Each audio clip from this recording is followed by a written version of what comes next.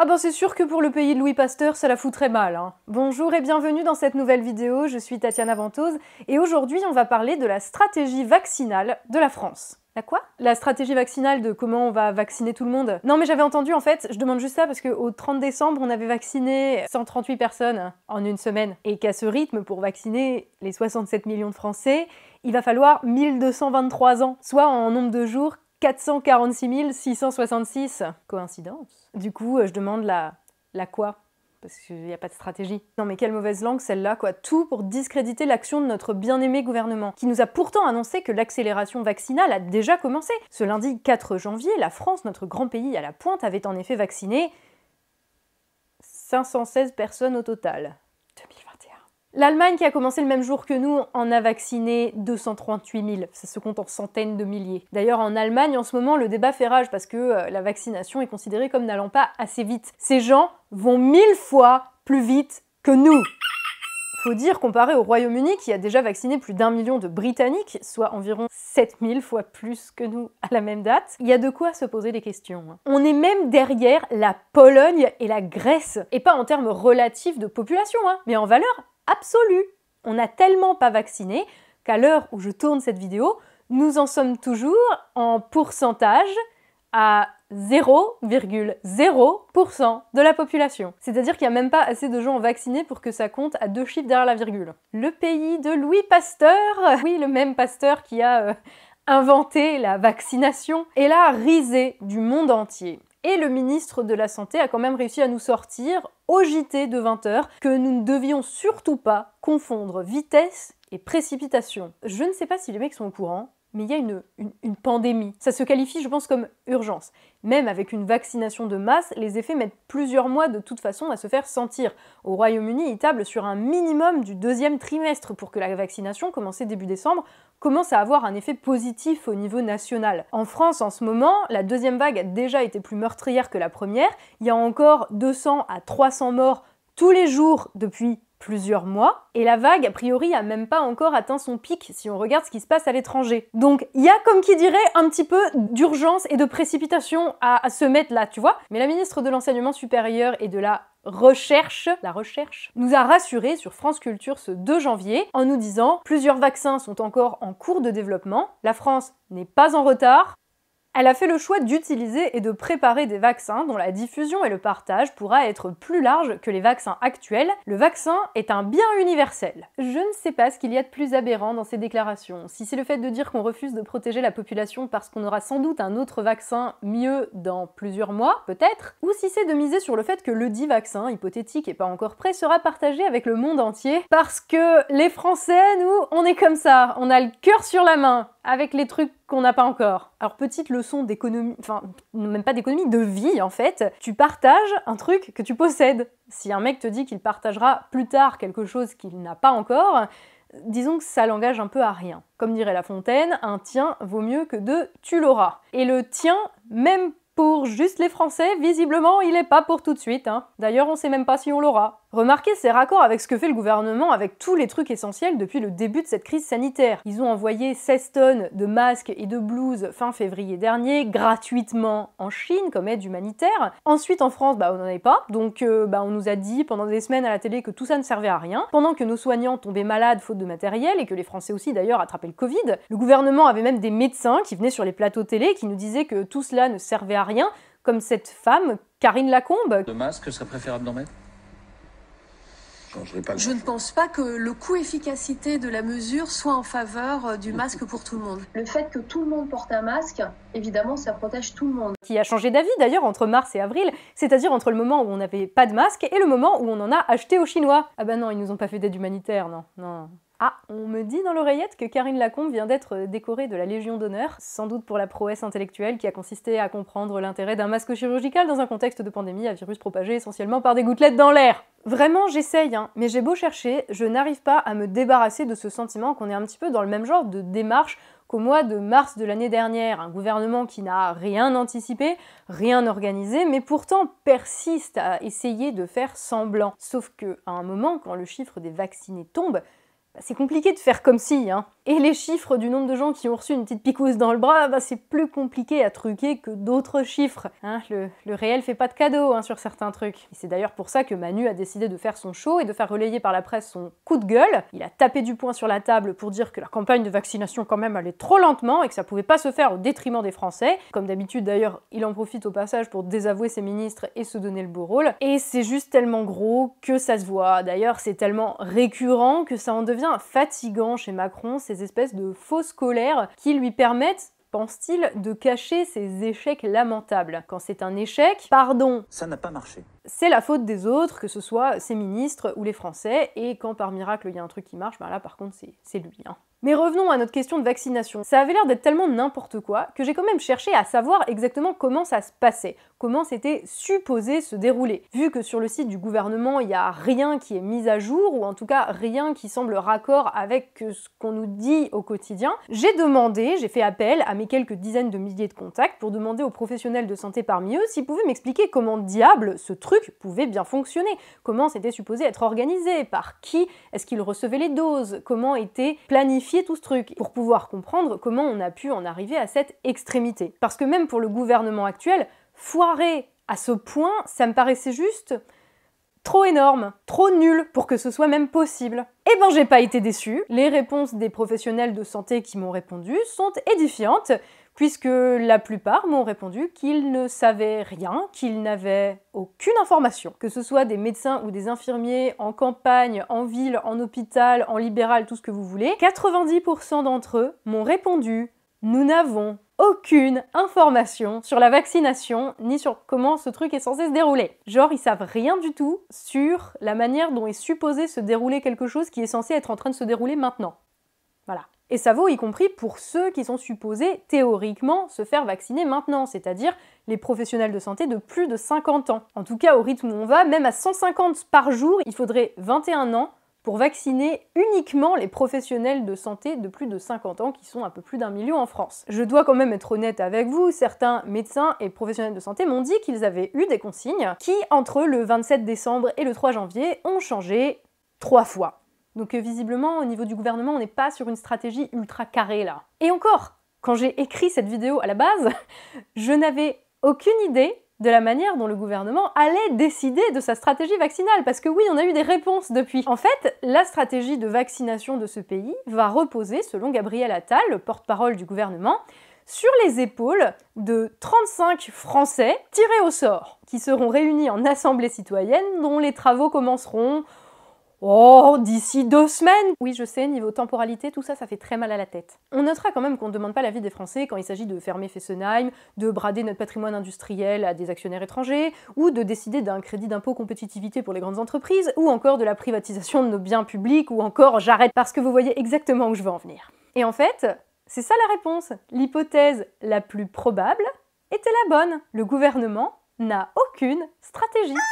J'ai envie de vous dire, au moins il y a de quoi rassurer les complotistes. Le gouvernement est une telle bande de nullité qu'une simple organisation d'une campagne de picouse semble impossible pour eux. Et je vous dis ça sachant qu'en plus c'est l'Union européenne qui s'est occupée des commandes de vaccins, hein. Donc le gouvernement, le seul truc, leur seule tâche qu'ils avaient, c'était faire un calendrier. Et ben même ça, ils n'ont pas réussi.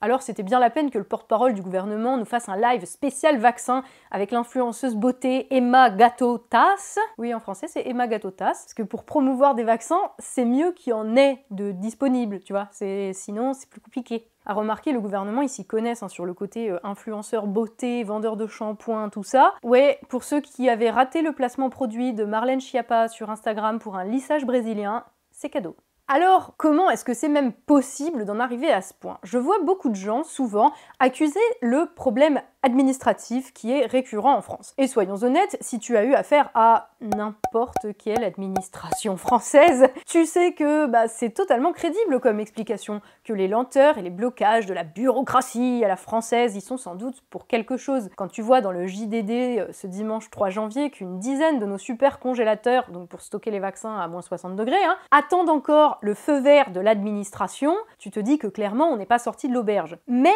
tout mettre sur le dos de l'administration, c'est quand même un petit peu dédouaner le gouvernement d'une responsabilité certaine qu'il se refuse trop souvent à prendre. Si on avait des gens compétents, efficaces, pas lâches à la tête de l'État, Le problème de l'administration, en fait, ne serait pas un problème. Parce qu'il y a un moment, passer des décrets, prendre des mesures d'urgence pour un chef d'État, pour un gouvernement, c'est tout à fait possible. Le souci qu'on a aujourd'hui, c'est qu'au lieu d'organiser le pays, de le gérer de manière efficace, et quand je dis gérer, je parle de gérer les situations de crise et le monde réel, hein, pas de mettre des objectifs chiffrés qui servent à rien. Passons. Bref, au lieu d'avoir des gouvernements qui organisent et qui gèrent le pays efficacement, on a des gouvernements successifs depuis un certain nombre d'années qui passent leur temps à créer des sous-officines, de délégations interservices ministérielles, des autorités administratives, locales, régionales, fantômes, à qui ils délèguent des compétences, celles-ci bien réelles, qui doivent rendre compte à de nouveaux services sortis de nulle part dont personne ne sait vraiment quelle est l'autorité exacte, au point où c'est même plus un millefeuille administratif qu'on a, mais un sac de nœuds, ou de têtes de nœuds en l'occurrence, où plus personne ne travaille, plus personne n'est responsable de rien,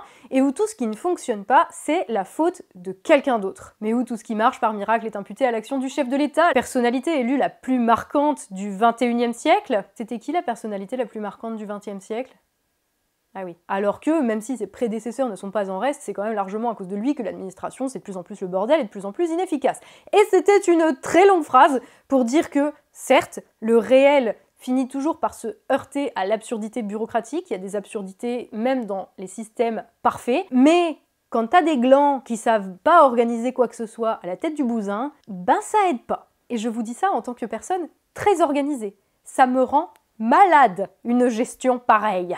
Mets un commentaire si toi aussi. Et en fait, le problème en France, c'est pas tant que l'État contrôle tout, que le fait qu'il ne gère rien, ou en tout cas qu'il gère tout mal, parce que c'est une bande de branquignoles qui ont les commandes. Et là, en l'occurrence, si tu veux une stratégie de vaccination efficace, il faut reprendre la main, parce que il faut bien que ça soit l'État qui organise si tu veux avoir une vision d'ensemble des choses, mais surtout, il faut des gens compétents pour organiser ça. Parce que là, mettons, même si on simplifie les procédures administratives, tout ce que tu veux, ça marcherait pas beaucoup mieux, hein. Même avec la meilleure organisation du monde, si tu mets des poules et des canards comme ministres, ça fait du fumier. Et j'irais même plus loin, quand tu as des dirigeants compétents et efficaces, un problème administratif ne reste pas un problème bien longtemps. Il faut arrêter de se cacher derrière c'est la faute à l'administration, c'est la faute à ceux d'avant. Quand tu arrives dans un endroit que tu es censé gérer et que c'est le bordel complet, tu ranges. Tu te complais pas dans la merde en tirant quand même des petits avantages pour ta petite gueule et pour celle de tes copains. Et ensuite, quand des gens qui vivent là depuis des années te disent « Gars, c'est le bordel et c'est encore plus le bordel que quand t'es arrivé », tu te dédouanes en disant « Oh bah non, c'était là avant ». Non, tu fais pas ça parce que tu n'es pas un connard. Alors, il n'y a pas 36 solutions. Une campagne de vaccination, ça s'organise au niveau national. Ça implique de reprendre la main, d'outrepasser, s'il le faut, les directives européennes sur le sujet. L'Angleterre l'a fait, avant à la date du Brexit, parce que ça nécessite d'avoir une vision d'ensemble des choses, ça nécessite de planifier combien de personnes est-ce qu'on va vacciner tous les jours, toutes les semaines, pour que ce soit fait dans les meilleures conditions et le plus rapidement possible quand même, et organiser l'acheminement, le stockage des vaccins en conséquence, mettre les ARS, les médecins, toutes les autorités de santé sur le pied de guerre pour que ce truc puisse être géré du mieux possible. Parce que là, à 150 par jour, 1223 ans pour vacciner la population. Donc oui, si on veut se débarrasser de cette épidémie, va falloir que le gouvernement il se bouge sérieusement les miches, s'ils en sont même capables. Et un petit point quand même, parce que je refuse de bêler en cœur avec tous les médias qui ont essayé de nous expliquer que 50% des Français ou 60% ne veulent pas se faire vacciner et oh mon Dieu, c'est affreux parce que dans le pays de Louis Pasteur, c'est trop un scandale et une honte. Excuse-moi, je trouve que dans le pays de Louis Pasteur, en fait, c'est plus un scandale d'avoir un gouvernement qui ne gère pas sa politique sanitaire de manière correcte que ce qui se passe dans la tête des gens. J'ai envie de dire qui commence déjà par se donner les moyens de vacciner la moitié de la population qui veut, le reste suivra. J'en ai ras-le-bol de voir des articles sur « Ah oui, les complotistes anti-vaccins ». À un moment, la presse, elle n'est pas là pour donner son avis sur ce qu'il y a dans la tête des gens. Elle est là pour apporter l'information, pour apporter des faits et nous donner des clés de compréhension de ce qui se passe dans le pays. Donc, je m'adresse directement là à mes collègues, je ne sais pas si on peut dire ça, mais à mes collègues journalistes.